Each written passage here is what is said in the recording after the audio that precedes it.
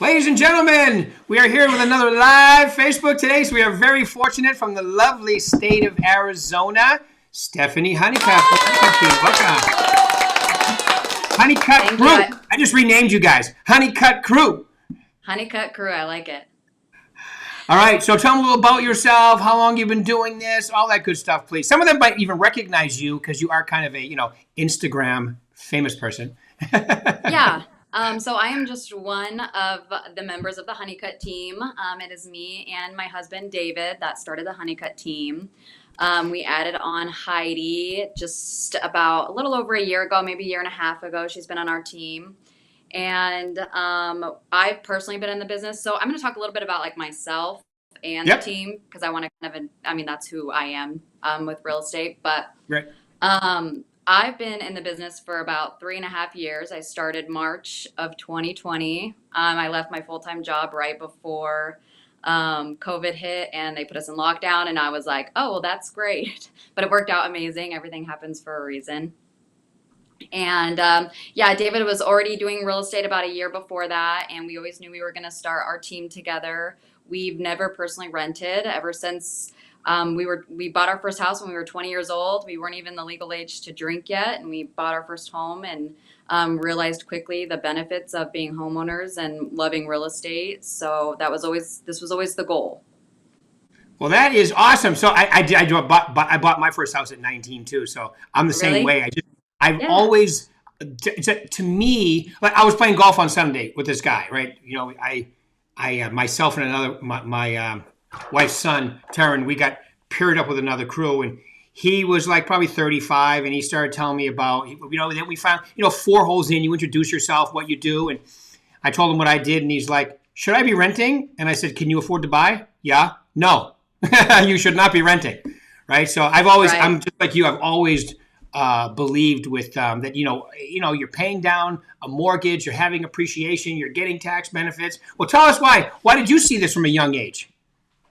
I think opportunity just presented itself. We've always had like a business building mindset and like an entrepreneur mindset. So like we knew regardless of like where we were at, like buying was going to be what we tried to do. We didn't even look into renting. We went straight to like talking with real estate agents and lenders at the time when we were 20 and the numbers worked for us. And then quickly, like I said, we turned it into a rental property. So we see the benefits from one side of it, of course, for people that can't buy.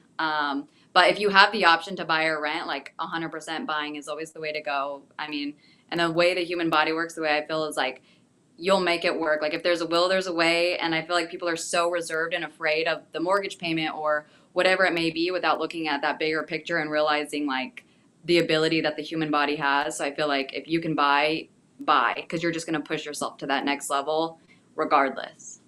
Yeah, it's going to become normal. It's going to become normal. And that's what he said to me too. He goes, but I don't know if I'm that committed. I go, so if you start paying rent, they'll let you stay? He's like, well, yeah, you have a good point there. All right. It's 100% interest. You're paying down somebody else's mortgage, right? You have no principal reduction. To me, renting makes no sense, especially if you can buy. I mean, right? Right. Hello. That's what I was like to him. Hello. All right. So, you got into the business. I mean, and you guys bought your first house at the exact right time too. So you bought that one, kept it, and then what? You bought another house and that's your residence now? Yeah. Yeah. Smart way to do it. Right. And so we've always had that love for real estate from the very beginning. So I worked as a manager at a clothing store for about 8 years. And that was kind of what kept us going with bills and staying afloat and stuff. And David started real estate and started kicking butt over here because he was a banker at Chase before. So he had a background in that and I had like a management background. And then so we always knew like end goal was to start real estate. So David did it first and then I was able to take that jump finally. So, and ever since then, it was like the best decision we've ever done. Like this is totally where we want to be. We have our goals and our mindset. So. Yeah. And for being in the business, him 4.5 and you 3.5, you guys have really climbed the ranks. Congratulations. I also feel it necessary to point out how festive you and your backdrop look today. I know. Show them your tree. Arizona, show them your tree right there. wait, and it's backwards, I think. So look at that. I love that tree. It's And tremendous. then, yeah, tremendous. And then the I know presents. it's terrible. And look at the presents. Look at that. I love it. Um, yeah, so I'm trying to make it feel like Christmas time. Yesterday the high was 80 here, and today it's like 78. So it's beautiful. I love it. I've born and raised Arizona. I can sell the heck out of Arizona, but you do want to make it feel like Christmas whenever you can. So that's That's how I'm right. doing it. That's right. I know it's such a bad problem to have. We can't even make it cold at Christmas time in Arizona. Yeah, but you can go drive up and see the snow 2 hours away. It's a perfect place to live. Right. Right. Flagstaff. You can even go skiing right there too. Yeah, snowball. I've never done it. I'm kind of chicken, but I probably would. You don't sound chicken. I mean, you're at least you're brave at the right things, like starting a business, never Yeah. renting, jumping right into ownership. Those are and let's get into it. Social media. You seem to be like you Yes. started right from the beginning. Tell them a little about that. Yeah, sorry, Heidi just walked in. I'm at the front of the office right now. That's why it looks all festive. She's going back to our office, but that's why I had to say hi to her. But yeah, I love social media. I will give a little bit of info. My background at Maurice's, the old store I used to, when I was the manager there, I was the brand ambassador for all of Arizona. So I took on social media to build my store and my brand, and we created Instagram through that. So that was a really good like starting point for me to see the benefits of social media in that aspect.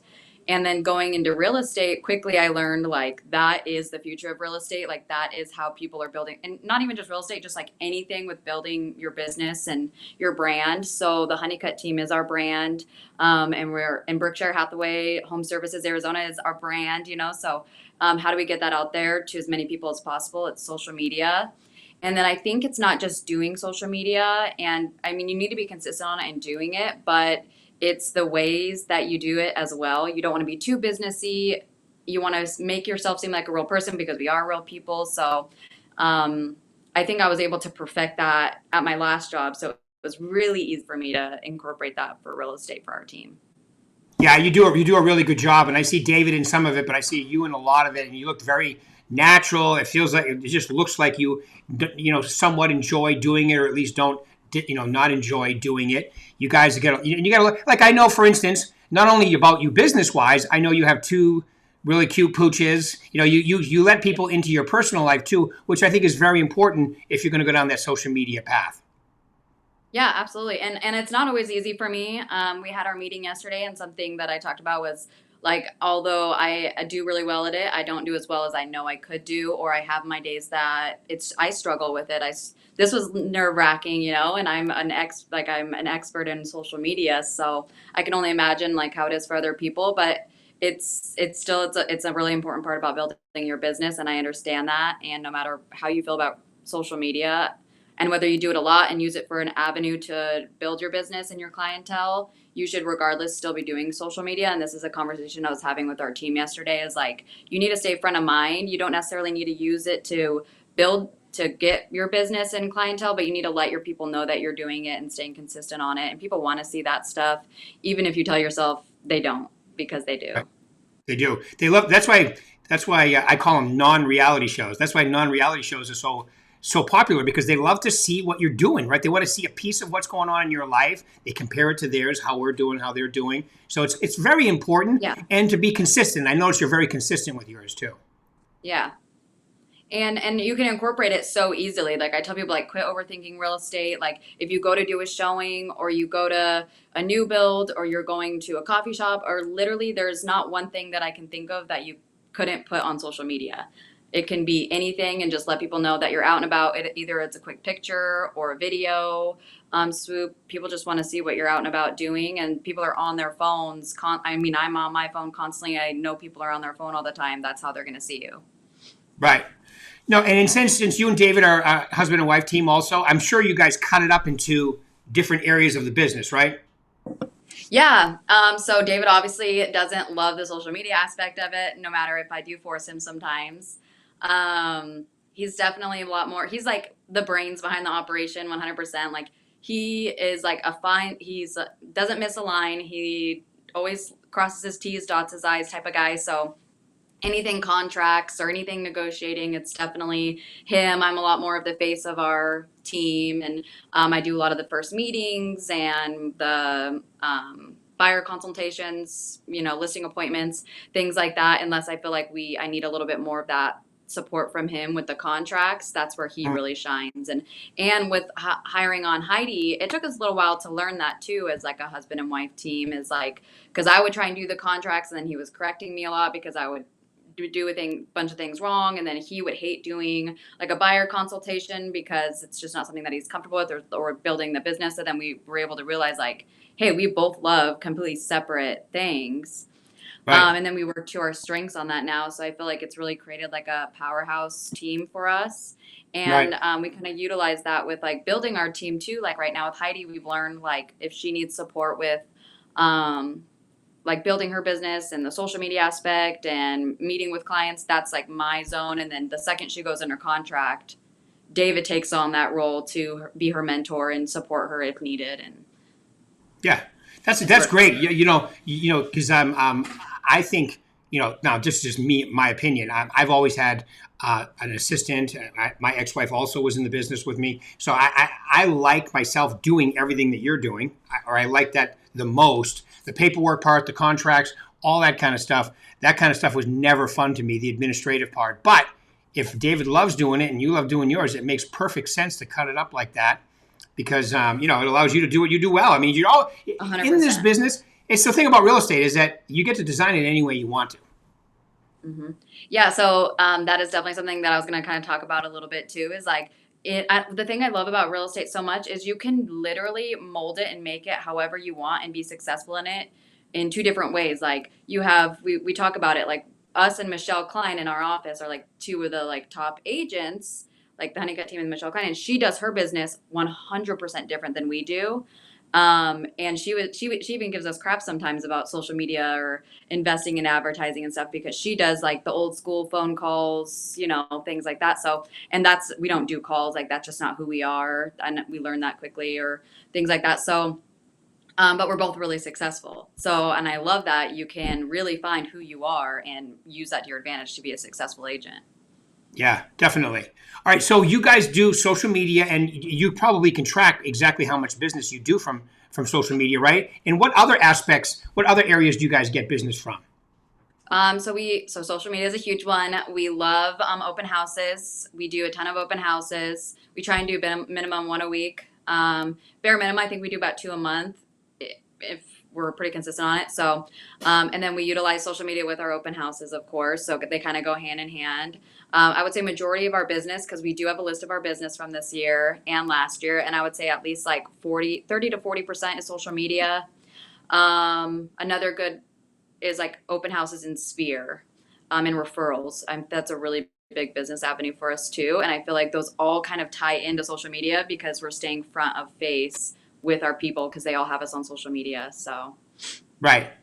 Yeah, absolutely. No, it's however you start to get the business, then they end up in your sphere. And then how do you work your sphere and grow that? So what do you guys do with your sphere to keep them, engaged?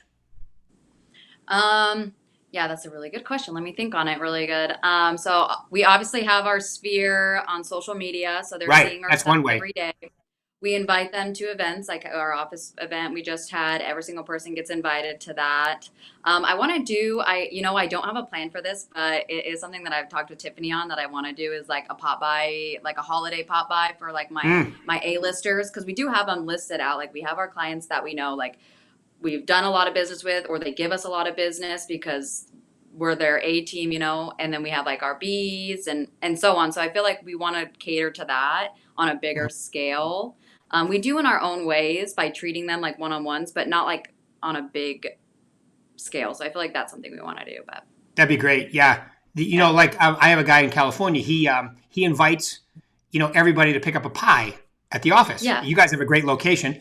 And the people that can't make it, then he delivers the rest of them. So he delivers 5 or 10 and he has 30 or 40 people stop by. So that's a great idea for, I think, the holiday season. yeah, and I think I love that you just said because that's something that I was thinking about doing, like a nothing bundt cake or like something that we could give to our clients for like the holidays. But I'm like, oh, because we don't farm a certain neighborhood, so we do have Right. our clients kind of spread through the valley. So having them maybe come to like a central place like our office, like one day or like pick a weekend and tell them that they can come by or something is good, and then we could go deliver. Yeah, right. Whoever's left. Yeah, that's a good idea. That'd be great. Okay, so we've come to that time now. So I'm an agent that wants to maximize, you know my saying, right? Sell more in 2024, right? So I love it. if I'm an agent that wants to do more in 2024, what would be the 3 top things you would tell them to focus on? I feel like we've done a lot. I'm going to start this by saying, like, we've heard a ton this year that this year was so hard, and we started real estate in 2020, so we only know the like craziness of real estate, the craziness. But like, this has been our best year. This has been the year that we've done the most business, that we've done, that we feel really proud of ourselves. Our goal is to hit President's Circle this year, and we did that. And next year we want to hit Chairman's Gold, so it's like another tier. So to hit that, I feel like we have our ways that we plan to do it. And I feel like this year what we were able to like define in our business to be successful will help us, because we don't have to learn it next year to hit that goal. But I would say when it comes to building your business and building your clientele and leads, keep it like a simple 3, like 2 to 3 avenues, and hit them really hard. I feel like some agents try and do all these different things, and I think it's good to start out to see like what you like, but find the 3 things that like really like ignite your excitement, and then just hit them really hard with lead generating. Don't overfill your basket. And then for husband and wife teams, learn your strengths. I feel like that's something that me and David, it took us about a year to figure out. We've been together for 16 years. We know each other, but this was our first time being business partners. And so it was a whole new avenue in our relationship. So we learned his strengths and my strengths, and we use them to benefit our business now. Right. And Awesome. yeah. And I would say like just and incorporate your life. This is something that is another really big lead gen for us. Like we love to go out. We're socialites, you know, on the weekend. You'll always find us doing something, and we'll be posting on social media, so you'll see it. But we never turn off our real estate mindset. So when we're at a bar, or we're anywhere, like right this weekend, we're going to go to a Christmas parade. We're going to have our real estate hat on, and we're going to be talking to people about real estate the entire time. And then we're in that mutual setting. So I feel like incorporate whatever you like doing in life anyways, whether it be hiking or going out or whatever it is, and bring real estate to that. Right. I love it. Always have, I used to call it in the hunt mentality, where you always have, you know, your real estate hat on, meaning you're always hearing and you don't have to be obnoxious about it, but there's nothing wrong with being a salesperson, especially in real estate, because when it comes time to sell or buy, they want somebody who's professional, seems to be extremely enthusiastic and energetic about what they do, and actually knows what they're doing. It's kind of helpful, right? Yeah. And you don't have to be salesy at all. You just talk about it, and then you're in a mutual setting, and people like real estate. They talk about it. They always know more than you do. So sometimes it's fun to just listen to what other people have to say about the business, and you don't, just talk to them about it. People like talking about real estate.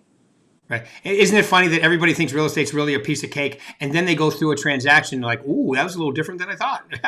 Yeah. And no transaction's the same. So I'm like, well, just wait till the next one, because there's going to be something else with that one. Righto. Well, awesome. Well, Stephanie, I just want to say thank you very much. This was incredibly awesome. All right. And I love your festive backdrop as well. Yeah. All right. Well, thanks for taking your time up. Spirit. And I'll see you. Well, I'm excited to see you next week. Yes.